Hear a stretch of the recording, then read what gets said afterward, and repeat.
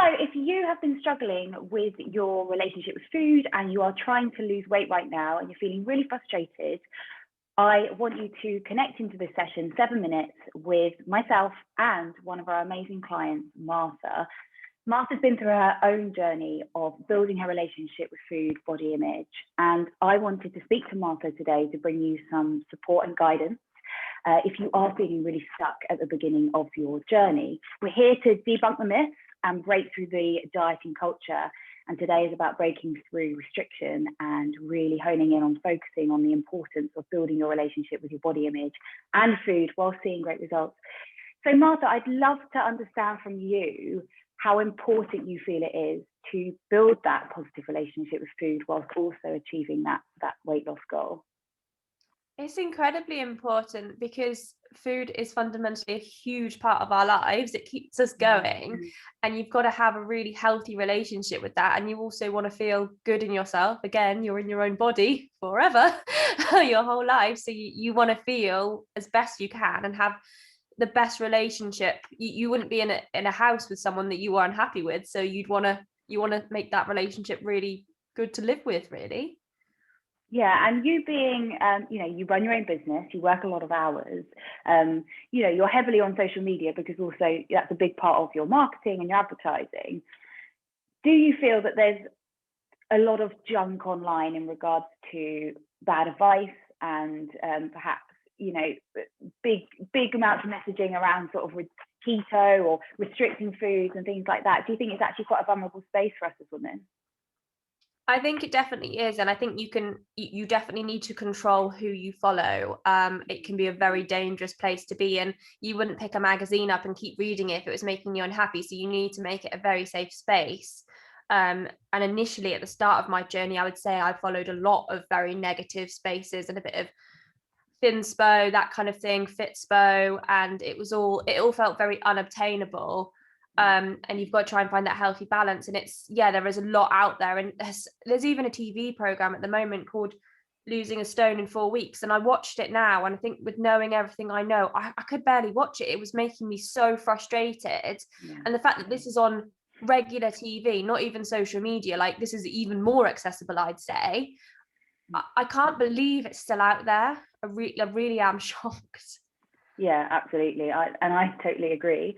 So when we first connected, you obviously had a weight loss related goal. You wanted to make some changes, but you also identified to me that your behaviors with food were quite turbulent. You hadn't ever found a routine that worked. Going through that sort of, guilt mentality about what you were eating and things like that. And you chose to obviously work with us and focus on really building your relationship with food. And obviously as a byproduct of that, your body has changed.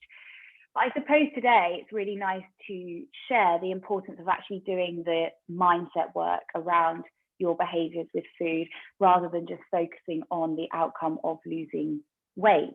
How important was it for you to be able to address that with us as a team?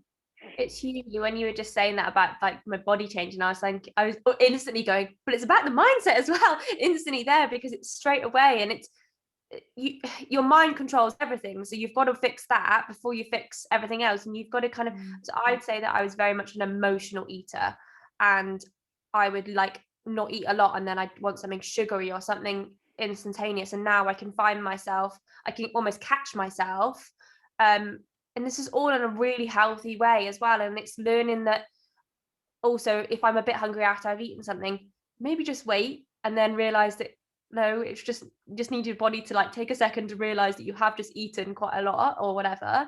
And it's just, like, honestly, it made a huge difference. And I think Fit Queen was the first kind of way in for me. I can't even remember how I found you. I think someone shared you on stories, and it was interesting that you went more down the mindset route and hormones. And I was like, this seems really personal, really tailored, rather than buying your old DVD or something like that, where you see these people that have changed drastically, and again, in a very short space of time. And you made it very clear from the start as well that this wasn't going to be a fast thing. And I was like, yeah, I'm on board. Like, I want this for life. Absolutely. And it's also about going through a complete identity shift. and actually learning a completely new relationship with your body and food.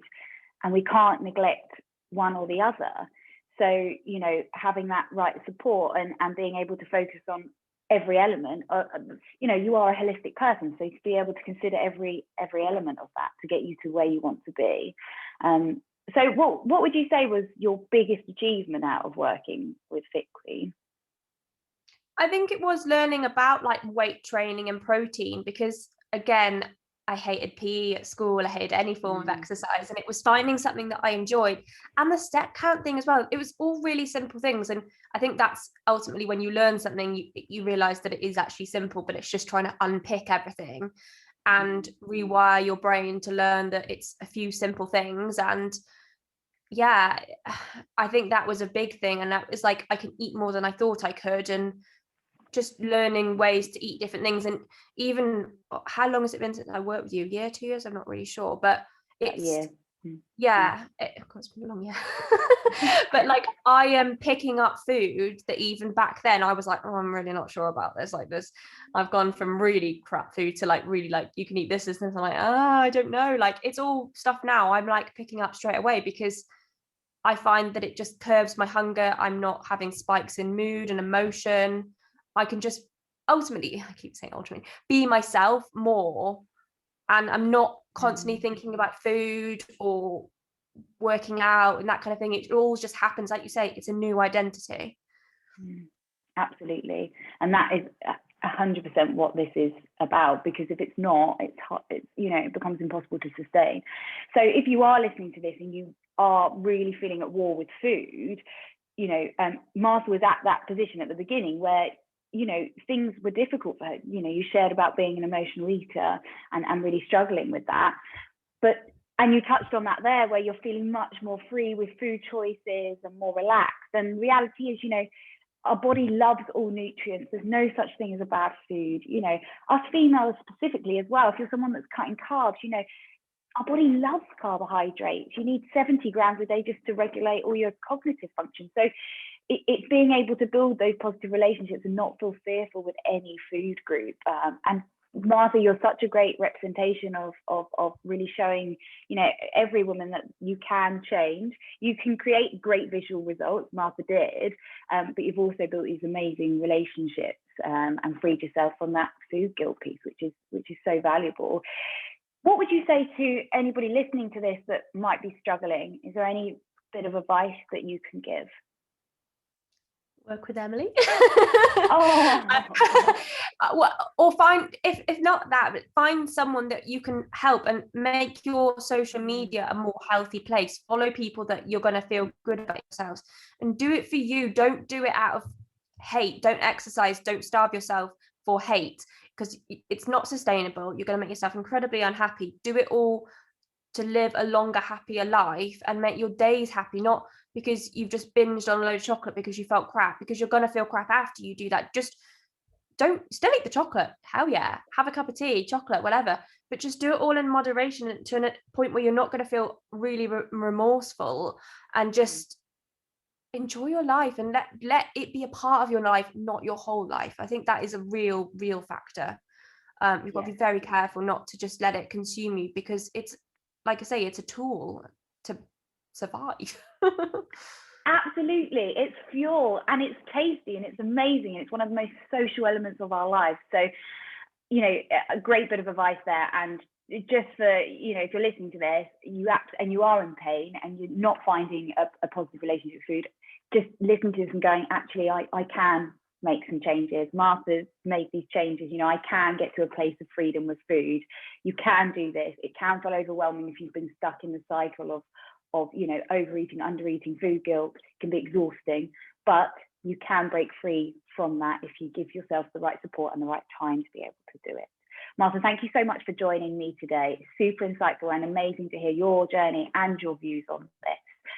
If you've caught this and you've got any questions, please reach out and let us know. Thank you so much, Martha. Thank you.